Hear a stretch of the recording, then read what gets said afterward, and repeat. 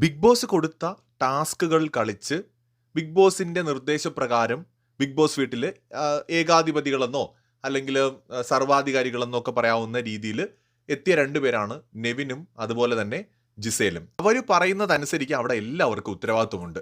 അത് ഈ ഗെയിമിന്റെ ഭാഗമാണ്. അവിടെ നമ്മുടെ ഈഗോ മാറ്റിവെച്ചേ പറ്റൂ. ഒട്ടും യോജിക്കാൻ കഴിയാത്ത ഒരു കാര്യമാണ്. നമ്മുടെ ഭാഗത്ത് ന്യായമുണ്ടെങ്കിൽ നമുക്ക് അതിനുവേണ്ടി സംസാരിക്കാം, നമ്മുടെ നിലപാട് പറയാം, ഒക്കെ ആകാം. എന്നാൽ ചെയ്യാൻ പറ്റുന്ന കാര്യങ്ങൾ നമ്മൾ ചെയ്യുക തന്നെ വേണം. ക്യാപ്റ്റനായിട്ടുള്ള അപ്പാനി പോലും ഈ ഏകാധിപതികളെ അംഗീകരിക്കുമ്പോൾ, സർവാധികാരികളെ അംഗീകരിക്കുമ്പോൾ അനുമോൾ ആവശ്യമില്ലാത്ത ഈഗോ കാണിക്കുന്ന പോലെ എനിക്ക് തോന്നി. അതായത് ഇപ്പോൾ കിച്ചൺ ടീമിൽ രണ്ടുപേരെ കൊണ്ടുവന്നു, അവരെ കൊണ്ട് കുക്ക് ചെയ്യിപ്പിക്കുന്നു, അവർ പറയുന്ന കിച്ചൺ ടീം അനുസരിക്കണമെന്നൊക്കെ പറയുമ്പോൾ അതൊക്കെ ചെയ്യാൻ പറ്റുന്ന കാര്യമാണ്. അതിനുള്ള അധികാരം ഇവർക്കുണ്ട്. അവരത് ഗെയിം കളിച്ച് നേടിയെടുത്തതല്ലേ. അവിടെ നമ്മൾ കിടന്ന് ദുർശാഠ്യം കാണിക്കേണ്ട കാര്യമില്ല. ഞാനേ ചെയ്യൂ, ഞാൻ തീരുമാനിക്കുന്നത് പോലെ നടക്കൂ എന്ന് പറയുമ്പോൾ അത് ഒരു ശരിയായിട്ടുള്ള ഒരു കാര്യമായിട്ട് എനിക്ക് തോന്നുന്നില്ല. ചില വിഷയങ്ങളിൽ അനുമോളുടെ ഭാഗത്ത് ന്യായമൊക്കെ ഉണ്ട്.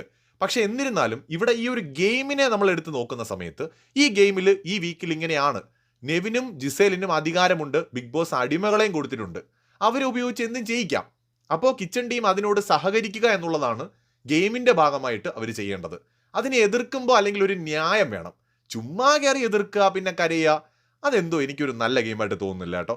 എനിക്ക് അനുമോളെ പേഴ്സണലി നല്ലൊരു ഇഷ്ടമുള്ള കണ്ടസ്റ്റൻ്റ് ഒക്കെയാണ് അനുമോള്. പക്ഷേ എന്തോ എനിക്ക് ഇങ്ങനെയുള്ള വിഷയങ്ങളിലുള്ള അനുമോളുടെ പ്രതികരണം, പ്രത്യേകിച്ച് അനുമോൾക്ക് ഒരു ഗ്രഡ്ജ് ഉള്ളതുപോലെ തോന്നുന്നു എനിക്ക്. അതായത് ഇപ്പോൾ ജിസേലിൻ്റെ അടുത്താണെങ്കിൽ ഒരു വ്യക്തി വൈരാഗ്യം വെക്കേണ്ട കാര്യമില്ല. ഇതൊരു ഗെയിമിന് വേണ്ടിയിട്ടാണ് അവരെല്ലാവരും അവിടെ പോയിരിക്കുന്നത്. അപ്പോൾ ആ ഗെയിമിന് വേണ്ടിയിട്ട് അവിടെ വഴക്കും അടിയും ഒക്കെ ഉണ്ടാവും. ചപ്പാത്തി കള്ളി എന്ന് അനുമോളെ വിളിച്ചുവെങ്കിൽ അനുമോളും പലതവണ ജിസേലിനെ കളിയാക്കിയിട്ടുണ്ട്. ഉടുപ്പ് വലിച്ച് കീറിയിട്ടുണ്ടാകാമെന്ന് പറഞ്ഞു. അതിനുശേഷം കോഫി കള്ളി എന്ന് പറയുന്നുണ്ട്. അപ്പോൾ അത് അങ്ങോട്ടും ഇങ്ങോട്ടും ആയി, അവിടെ കളയാം. ഈ ഒരു പേഴ്സണൽ ഗ്രഡ്ജ് വെച്ച് ഗെയിം കളിക്കുകയാണെങ്കിൽ അത് അനുമോളുടെ ഗെയിമിനെ ഭയങ്കരമായി താഴോട്ട് കൊണ്ടുപോകും. നമ്മൾ ഇതിനെ ഒരു ഗെയിം സ്പിരിറ്റിൽ എടുക്കാനും പറ്റണം. എല്ലാം അങ്ങ് ഹൃദയത്തിലേക്ക് എടുക്കേണ്ട കാര്യമില്ല. നമ്മൾ ജെന്യുവിൻ ആണെന്ന് കാണിക്കാൻ വേണ്ടിയിട്ട് നമ്മൾ ഗ്രഡ്ജ് കാണിക്കണമെന്നുമില്ല. ഇതൊരു ഗെയിം ഷോയും കൂടിയാണ്. ഓഡിയൻസിന് അറിയാം. ഇപ്പം നമുക്കൊക്കെ നന്നായിട്ട് അറിയാം ഇതൊരു ഗെയിം ഷോയും കൂടിയാണ്. അതിനകത്ത് ഒറിജിനൽ കണ്ടന്റുകൾ നമ്മൾ ഇഷ്ടപ്പെടുന്നു എന്ന് പറയുമ്പോൾ തന്നെ പരസ്പരമൊക്കെ ഒരു സഹകരണം വേണം. അപ്പം അനുമോൾ എങ്ങനെയാണ് ഇങ്ങനെ ഒരു സ്ഥലത്ത് പോയി കഴിഞ്ഞാൽ അതിജീവിക്കുക? എല്ലാം ഞാൻ പറയുന്നത് പോലെ, എല്ലാം ഞാൻ വിചാരിക്കുന്ന പോലെ എന്ന് നമുക്ക് വിചാരിക്കാൻ പറ്റുമോ? ഒരിക്കലും അങ്ങനെ പറ്റില്ലല്ലോ. ഇപ്പോൾ അവിടെ അപ്പാനി തന്നെ, അനുമോൾ നേരത്തെ കിച്ചണിലുണ്ടായിരുന്ന സമയത്ത് അപ്പാനി കിച്ചൺ ടീം ക്യാപ്റ്റനാണ്. ഞാൻ മനസ്സിലാക്കിയ ഒരു കാര്യമാണ്, അപ്പാനി ഒരുപാട് അഡ്ജസ്റ്റ് ചെയ്തു. അതിൻ്റെ പേരിൽ മറ്റുള്ളവർ അപ്പാനിയെ കളിയാക്കുക പോലും ചെയ്തു. അനുമോളാണ് അവിടെ ഭരണം നടത്തുന്നതെന്ന് പറഞ്ഞിട്ട്. അപ്പോൾ അപ്പാനി അവിടെ അഡ്ജസ്റ്റ് ചെയ്യാൻ കാരണം പുള്ളി ഓൾറെഡി അഗ്രസീവ് ആണെന്നുള്ളൊരു പേര് അവിടെ ഉണ്ട്. രണ്ടാമത് കിച്ചൺ ടീം ക്യാപ്റ്റൻ എന്ന നിലയിൽ പുള്ളിക്ക് എല്ലാം നല്ലപോലെ കൊണ്ടുപോകണം എന്നുണ്ട്. അവിടെ അനുമോള് കുറച്ച് അഡ്ജസ്റ്റ് ചെയ്യണമായിരുന്നു. അനുമോൾ ഒട്ടും അഡ്ജസ്റ്റ് ചെയ്യുന്നില്ല കേട്ടോ.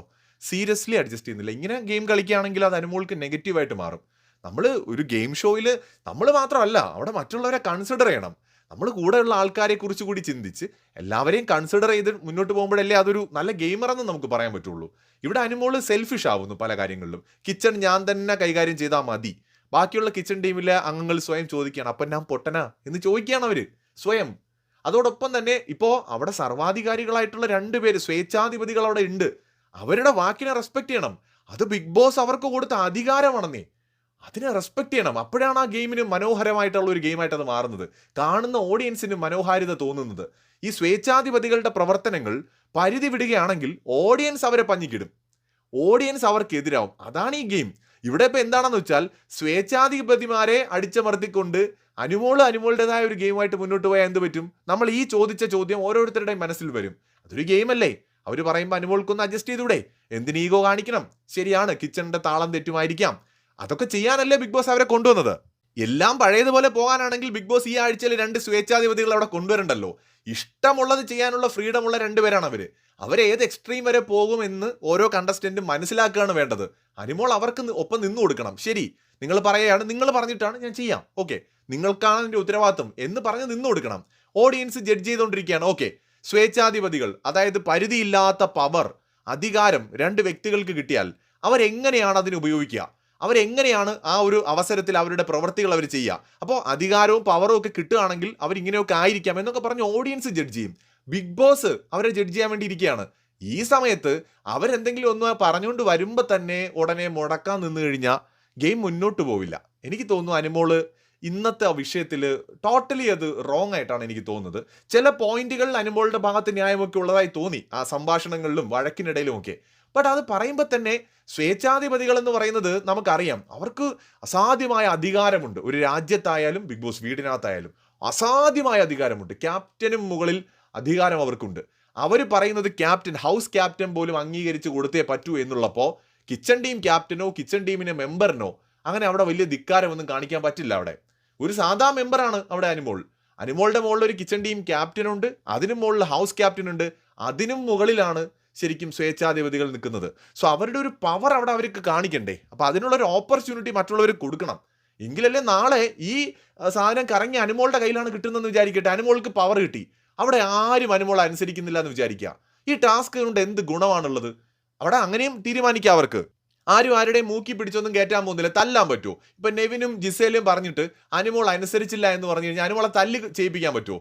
അതൊന്നും നടക്കുന്ന കാര്യമല്ലല്ലോ. ഇതൊരു ഗെയിം ഷോ ആണ്. അപ്പോൾ ഇതൊരു അണ്ടർസ്റ്റാൻഡിംഗ് ആണ്. ഓക്കെ, ഞാൻ അത് ചെയ്യാൻ നിർബന്ധിതനാണ്. ഇതൊക്കെ സമ്മതിച്ചിട്ടല്ലേ നമ്മളകത്തേക്ക് പോയിരിക്കുന്നത്. ഇത് ചെയ്യാൻ ഞാൻ നിർബന്ധിതനാണ്.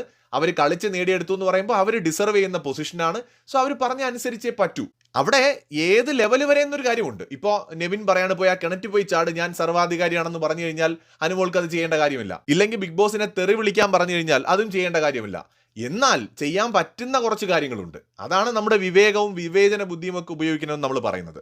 അവിടെ നമ്മൾ ഇങ്ങനെ കയറി ഇടങ്കോലിട്ട് കഴിഞ്ഞാൽ ടാസ്ക് വളരെ മോശമായി തീരും.